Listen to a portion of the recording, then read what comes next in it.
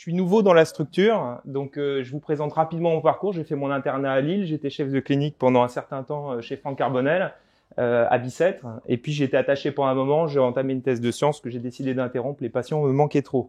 Donc me voici, ça c'est mes conflits d'intérêts, hein, on en a à peu près tous, mais moi peut-être plus que d'autres, je sais pas. Je me suis fixé des objectifs pédagogiques pour cette présentation, donc en gros, vous indiquer, je pense que vous les connaissez tous, mais revenir un peu sur les symptômes évocateurs de maladies inflammatoires de l'intestin chez un patient qui viendrait soit pour la première fois, donc c'est le cas de la poussée inaugurale, soit pour la xème fois que vous connaissez déjà comme ayant une maladie inflammatoire, connaître les diagnostics différentiels à la fois des poussées et des premières poussées, et puis bien sûr savoir reconnaître la gravité, puisque c'est un peu ce que vous vous demandez à chaque fois, est-ce que je dois l'envoyer ou est-ce que je peux gérer moi-même? Et pour répondre à ces questions, il y a, je pense, le pattern, hein, le type d'évolution de ces malades qui doit être quand même assez bien connu. Donc ça émane de la cohorte Ipsen, donc il y a une cohorte scandinave qui est très bien décrite et sur du très long terme, puisque vous voyez l'échelle c'est 10 ans. Les malades ont en résumé 4 types d'évolution. Il y a les malades qui vont faire une poussée inaugurale ici, en haut à gauche, et qui vont ensuite s'éteindre progressivement. Et donc ceux-là, finalement, quand ils vont faire la xème poussée, la question de est-ce que c'est vraiment une poussée va vraiment se poser.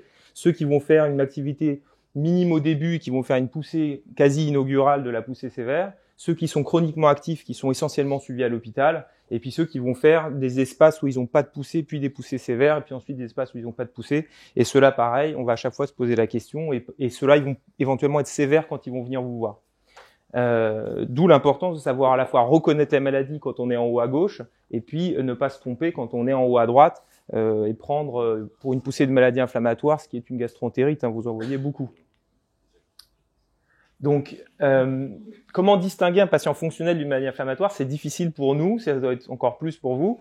Il y a quelques éléments, là j'ai sorti des données de la littérature sur une comparaison de cohortes de patients qui étaient là pour un syndrome d'intestin irritable, et ils ont comparé une cohorte de patients qui avaient une maladie de Crohn inaugurale, et savoir un peu est-ce qu'il y a des moyens de savoir. Bon, il n'y a pas vraiment de moyens parfaits, mais ces symptômes sont les plus discriminants. Donc, en gros, le fait d'avoir une fistule anale complexe, bon, c'est sûr que ça oriente un peu vers une maladie inflammatoire de l'intestin.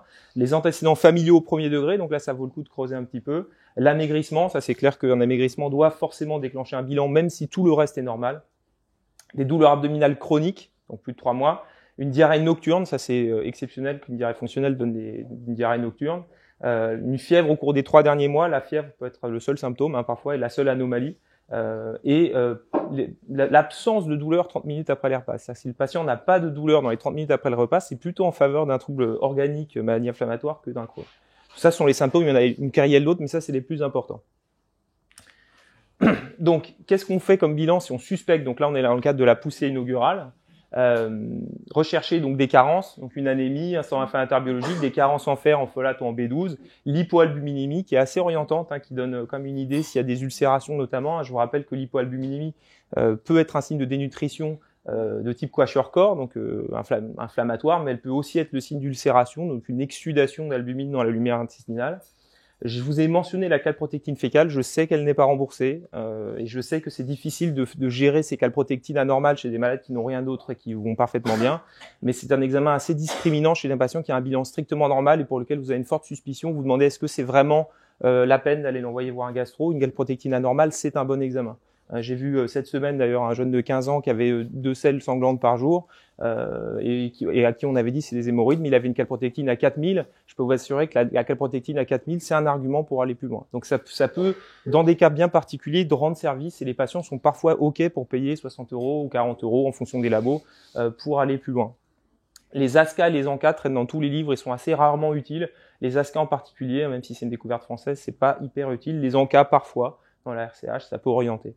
L'imagerie est devenue incontournable, on travaille avec plaisir avec nos frères radiologues et c'est très utile, notamment le scanner quand on a des douleurs ou des vomissements en premier plan, que c'est pas vraiment la diarrhée qui parle en premier.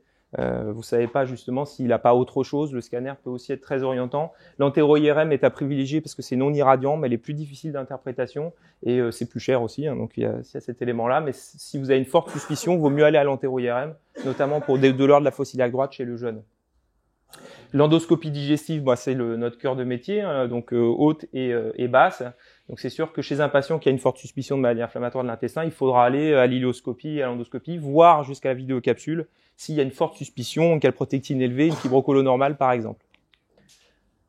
Donc, quelle présentation pour ces malades? J'essaie d'être le plus didactique possible. Hein, ça recouvre pas l'étendue du réel, hein, mais on va dire de manière un peu artificielle, il y a deux tableaux, deux présentations qui sont assez différentes dans la pratique quotidienne. Il y a l'iléite terminale, donc en haut à gauche, donc qui peut bien sûr avoir de la diarrhée, mais qui aura volontiers de la douleur, notamment de la fosse iliaque droite, des vomissements plus volontiers, et qui aura en général un régime d'éviction des fibres. Et donc là, c'est en particulier, il y a toujours des discussions dans les staffs médico-chirurgicaux, est-ce que le malade est asymptomatique? Alors asymptomatique, ça veut quand même dire ne pas avoir de symptômes du tout et manger normalement. Parce que s'il peut pas manger un haricot sans vomir et avoir le ventre comme ça, c'est probablement il n'est pas si asymptomatique que ça. Donc l'éviction des fibres est un symptôme obstructif en fait.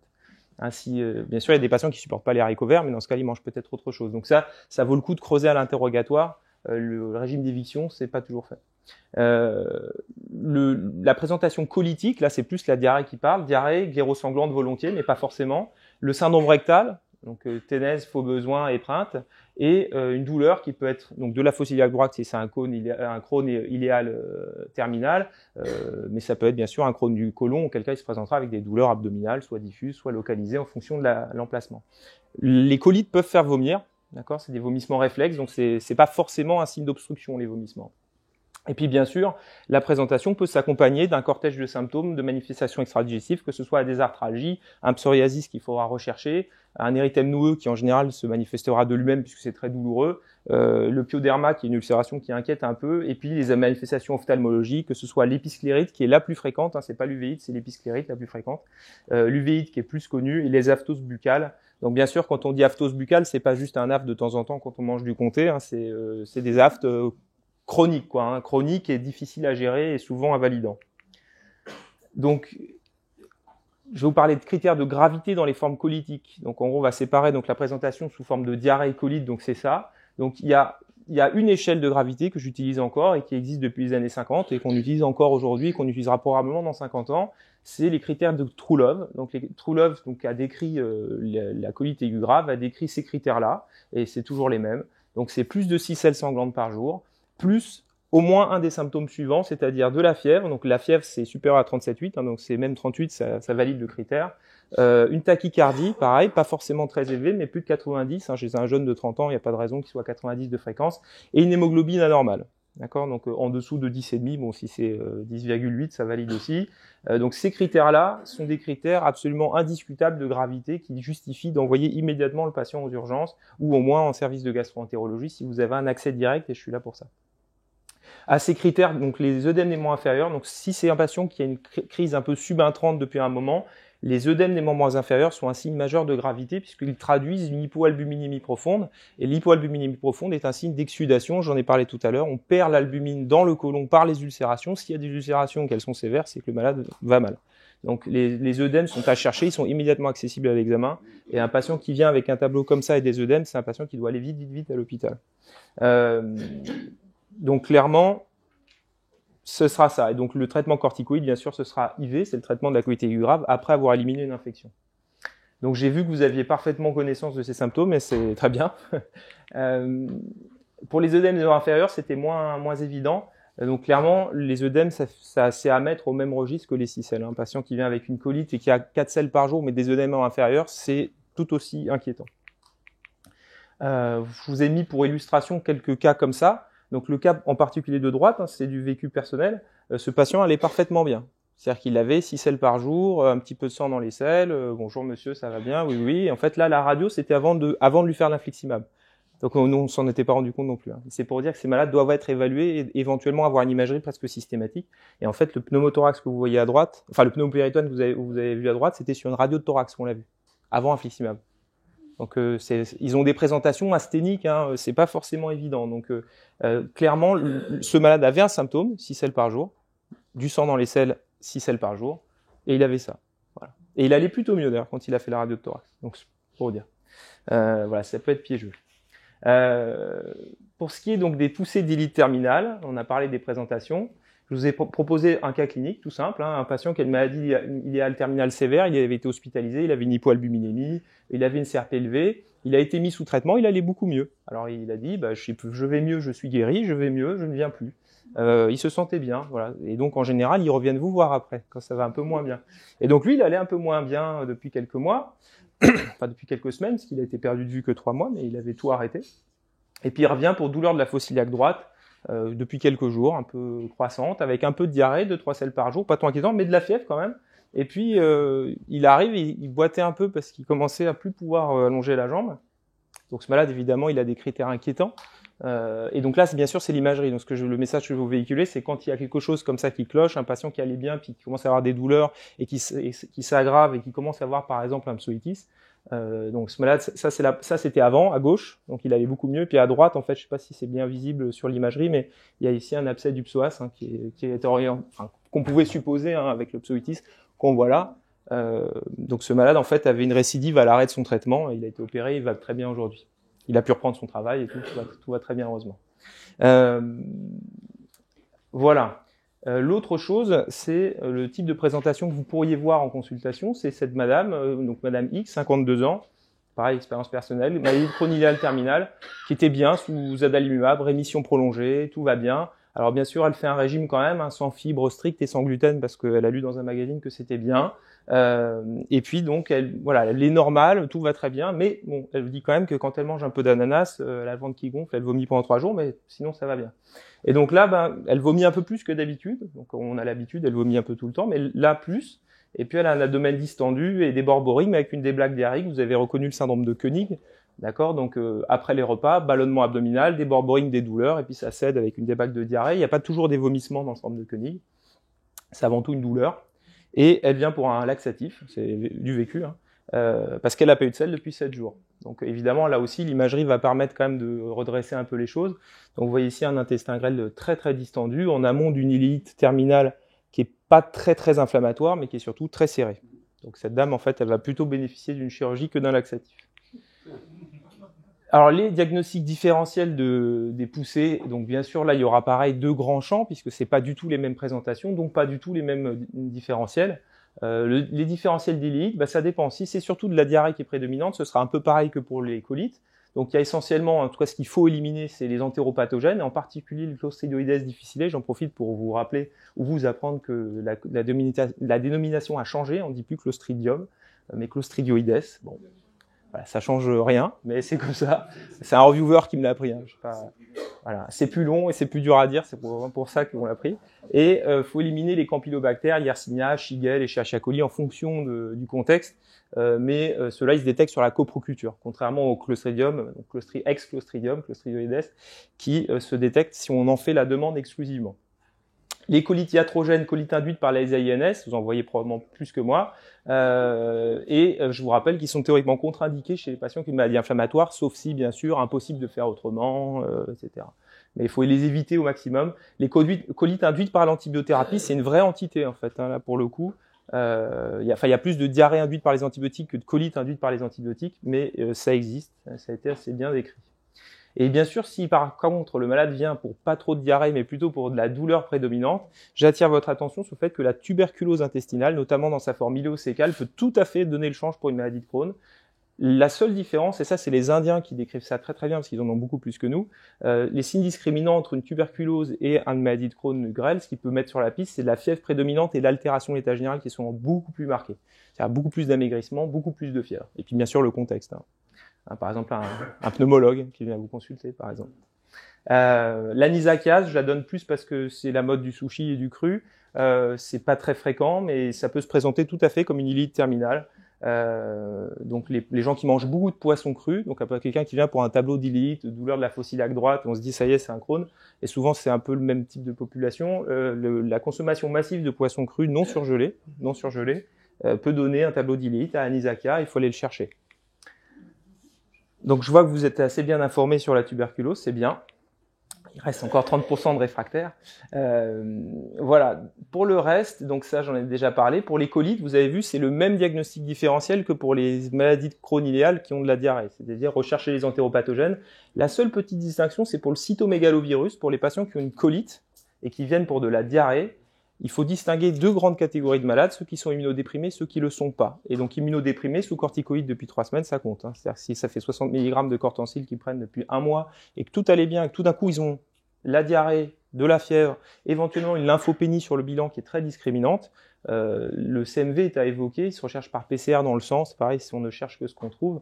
Donc si on l'a pas évoqué, on le cherchera pas. Donc ça peut totalement être prescrit en ville, et ensuite il va consulter son gastro avec le bilan, c'est pour ça que je vous en parle. Toujours les AINS, ça c'est toujours pareil, les antibiotiques, et puis bien sûr dans le cadre des colites, surtout dans les populations vieillissantes, ne pas omettre qu'une poussée peut aussi être une colite ischémique. Là c'est le terrain vasculaire qui pourra orienter. Et d'ailleurs vice versa, en fait, une colite ischémique peut tout à fait en fait ne pas être une colite ischémique, mais une maladie inflammatoire, d'où l'importance parfois de l'évaluation. Puisque la maladie de Crohn peut se révéler à n'importe quel âge. J'en ai pas parlé de l'épidémiologie, mais on peut avoir des maladies de Crohn à 70 ans sans aucun problème. J'en profite pour passer un petit mémo. Le Clostridium difficile, là pour le coup, c'est le Clostridioides difficile, j'y arriverai jamais. C'est un vrai problème de santé publique. Et j'aimerais donc attirer l'attention sur le fait que les recommandations d'antibiothérapie de cette infection ont changé récemment. Donc je vous rappelle le contexte, diarrhée post-antibiotique, mais pas toujours. C'est-à-dire qu'il y a des formes où on ne trouve pas toujours l'antibiotique pris, notamment chez nos malades qui ont probablement une flore intestinale un peu perturbée. Les infections à Clostridioides sont souvent nosocomiales, mais pas que. Il y a des formes communautaires d'infection. Je vous rappelle aussi que la détection, ça se fait par la recherche de GDH, donc c'est très rapide, c'est une activité enzymatique, on prend la crotte, on la met dans un petit réactif, si elle fait une réaction chimique avec le glutamate, ça répond qu'il y a un Clostridioides difficile dans l'échantillon, mais ensuite il va falloir déterminer s'il est toxinogène ou pas, et c'est la deuxième partie du test qui est très rapide aussi, c'est un ELISA, ça prend 1 heure. Donc on peut avoir une réponse dans la journée pour le Clostridium, ce qui n'est pas le cas pour les coprocultures. C'est tout à fait possible. Et comme je disais, ça ne fait pas partie de la coproculture standard, d'où l'importance de la demander.